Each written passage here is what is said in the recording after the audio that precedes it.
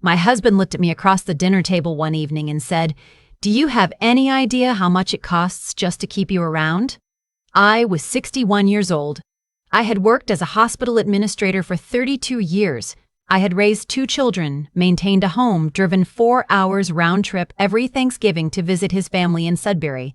And somehow, I was still sitting at that table being told I was a financial burden.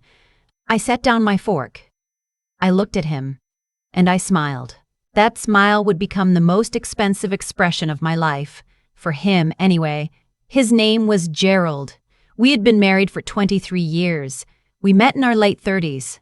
Both divorced, both cautious, both telling ourselves we knew better the second time around. He was an operations manager at a paper mill outside of Ottawa. Good salary, good benefits, pension waiting for him at 65. On paper, Gerald looked like stability.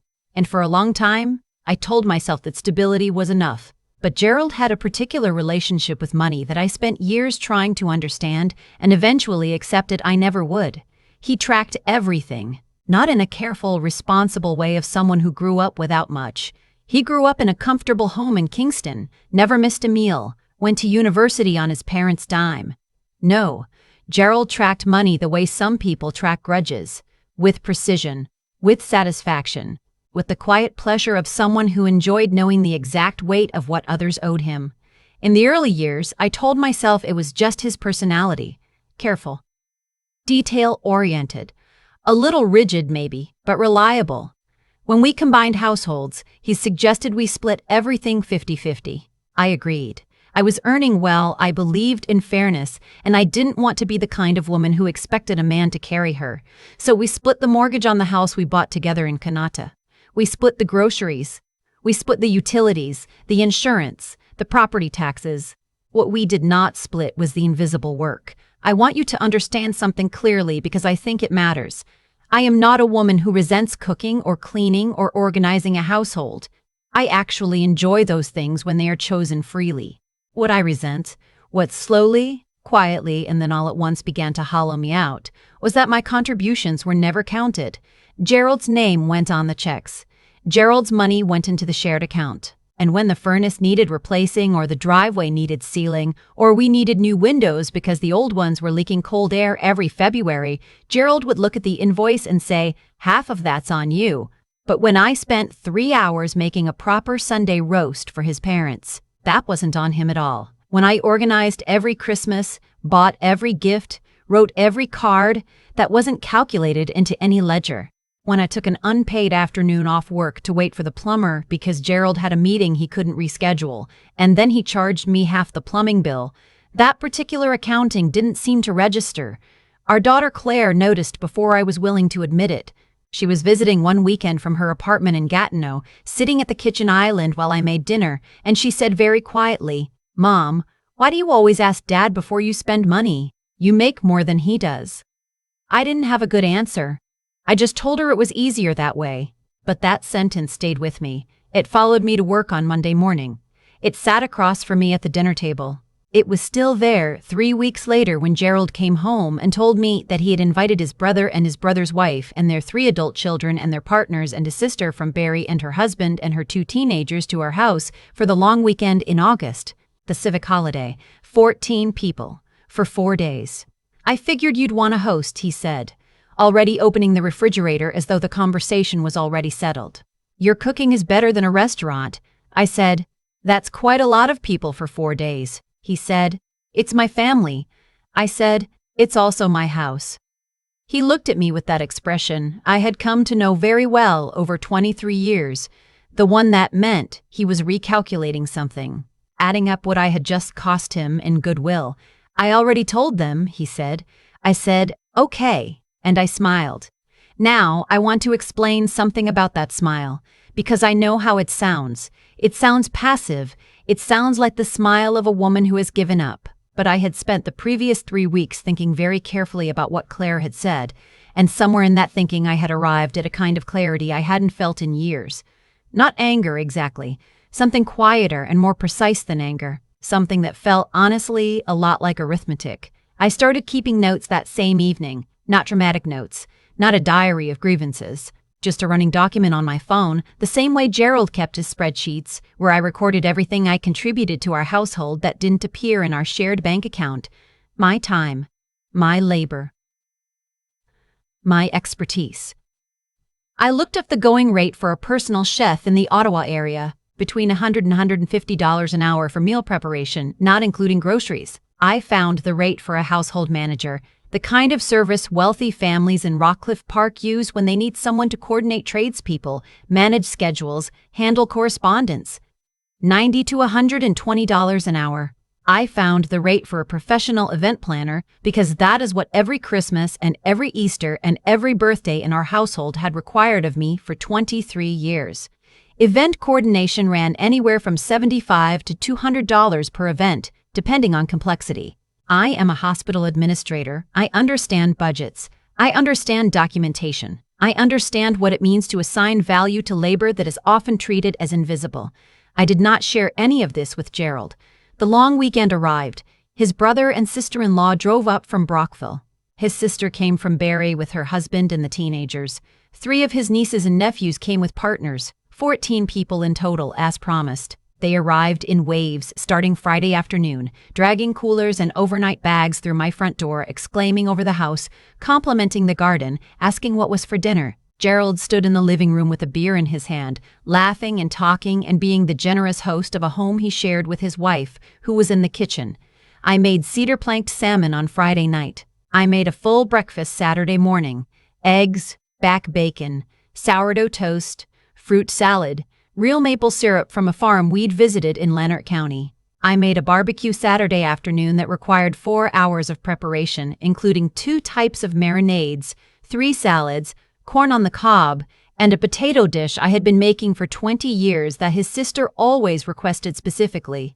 I made a roast Sunday with Yorkshire pudding and roasted vegetables and gravy from scratch. I made sandwiches and a cold buffet for the Monday since people were leaving at different times. I also cleaned bathrooms. I changed and washed linens. I restocked the powder room 3 times. I made a grocery run Saturday morning at the superstore in Terry Fox because we ran out of orange juice and his brother's wife needed a specific brand of sparkling water for what she described as a sensitive stomach. I coordinated 2 extra folding beds from the neighbors. I laundered and returned them before everyone left. Gerald grilled the hamburgers on Saturday afternoon. That was his contribution to the 4-day event. On Monday evening, after the last car had pulled out of the driveway and Gerald had settled into his armchair with a remote control, I sat down at the kitchen table with my laptop and I finished the document I had been building since that evening 3 weeks earlier. I had logged every hour, every task, every receipt. I had applied the conservative end of every market rate I had researched.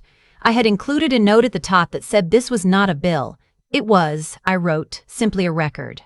A translation of my contributions into the language Gerald had always preferred. The 4-day-long weekend alone came to $4,260 in labor, not including groceries, which I had paid for myself because I had taken the shared card to the superstore and Gerald had texted me while I was in the checkout line to say, "Just so you know, I already hit my half of the food budget for the month." I had stood in that checkout line reading that text, and I had felt something shift inside me. Not crack, shift. Like a load-bearing wall quietly deciding it was done bearing loads. I printed the document. 12 pages. I put it in a manila envelope. I left it on his desk in the home office. Then I went upstairs, ran a bath, and listened to a CBC radio program about a woman in Nova Scotia who had started a business restoring antique furniture. She sounded very happy. I thought about that. Gerald found the envelope the next morning before I left for work. I was in the kitchen making coffee when I heard his office chair roll back. I heard the envelope open. I heard about 2 minutes of silence. Then he came to the kitchen doorway. He said, "What is this?" I said. "It's exactly what it says it is." He said, "This is insane. You're my wife. You don't charge your own husband for cooking dinner." I said, "I'm not charging you. I told you at the top, it's a record. I thought you'd appreciate records. You've always been very thorough about those." He stared at me. I could see him running through his options, deciding which version of Gerald to present. The wounded one. The logical one. The one who would explain to me, patiently, that I was being irrational. He chose the logical one. He said, "We agreed on a 50-50 arrangement. That's what works for us." I said, we agreed on splitting the financial costs 50-50. We never discussed the rest. I don't think I've ever seen your half of the rest, Gerald. Have you? He said the document was manipulative. He said I had clearly been planning this for a long time. He said he felt ambushed. I said, I know what being ambushed feels like. You invited 14 people to my home and told them I'd be cooking for 4 days. I found out the same time they did. He left for work without finishing his coffee. Over the following 2 weeks, we moved through the house like weather systems that had agreed not to collide. Civil. Careful. Eating separately more often than not. He came home one evening and told me he had spoken to his brother, who had apparently told him, and I want to be fair here, because Gerald's brother David is a decent man, that he had no idea I was handling everything by myself, and that he and his wife felt terrible, and that they should have offered to help, or at the very least taken everyone out for one dinner. Gerald delivered this information as though it settled something. I said I appreciate that. It doesn't change the 23 years before last weekend. He asked me what I wanted.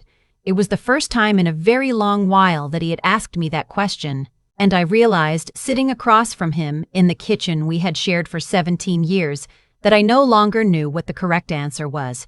I had wanted a partner. I had wanted someone who looked at what I gave and said, without prompting, without a spreadsheet, simply, I see this. Thank you. It matters. I had wanted that for 23 years. I had learned to want it quietly, and then to stop mentioning it, and then somewhere along the way, I had almost convinced myself I had stopped wanting it altogether. Our daughter Claire came for dinner that Friday. She knew something was happening. I had called her twice that week, which was unusual. She sat at the kitchen island again, same spot as before, and she listened while I told her what had happened. Not all of it. Enough. She was quiet for a moment. Then she said, "What are you going to do?" I said I didn't know yet. She said, "Mom, you've been the most organized, capable, thoughtful person in that house for as long as I can remember. You ran a 300-bed hospital unit. You coordinated this family for 2 decades. Do you actually not know what you want? Or have you just been telling yourself you don't know because it's easier?" She sounds like me. That's either a compliment or a warning. I haven't decided. I called a lawyer the following Monday, not because I had decided anything, because I wanted information, because I am a woman who believes in having the facts before making a decision, and I had spent 23 years making decisions in this marriage with incomplete information. The lawyer's name was Patricia, and she had an office on Elgin Street and the calm, unhurried manner of someone who has heard every version of every story and found them all equally worth her full attention. She explained what a separation and division of matrimonial property looks like in Ontario. She explained the concept of unjust enrichment. She explained that the kind of documentation I had been keeping, while not a legal invoice, could be relevant in establishing patterns of contribution. I went home and I sat with everything she had told me. Here's what I want you to understand, because I think it is the part people most often misunderstand when they hear a story like mine. I did not leave Gerald because of a long weekend in August.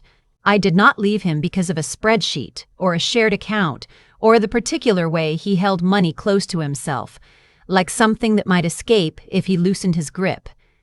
I left because of what my daughter saw from a kitchen island, because of the look on Gerald's face when I presented him with a record of my own value, not fury, not guilt, but genuine, uncomprehending offense, as though the very idea that my time and labor had worth was a personal attack on him.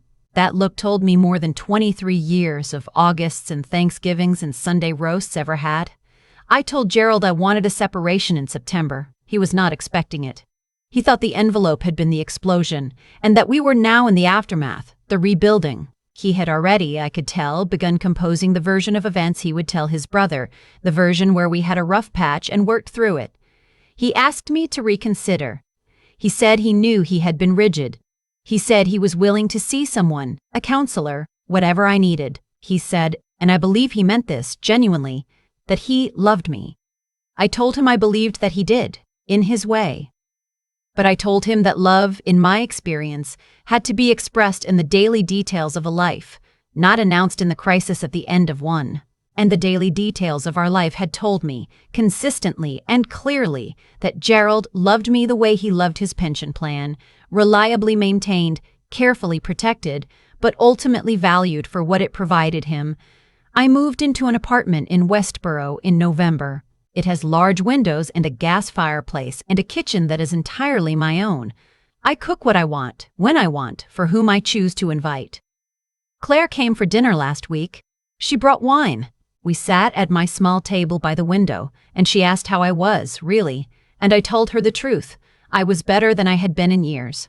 Not happy the way you are when everything is easy, but happy the way you are when you have stopped pretending that a life which doesn't fit you actually fits. She asked if I regretted waiting so long.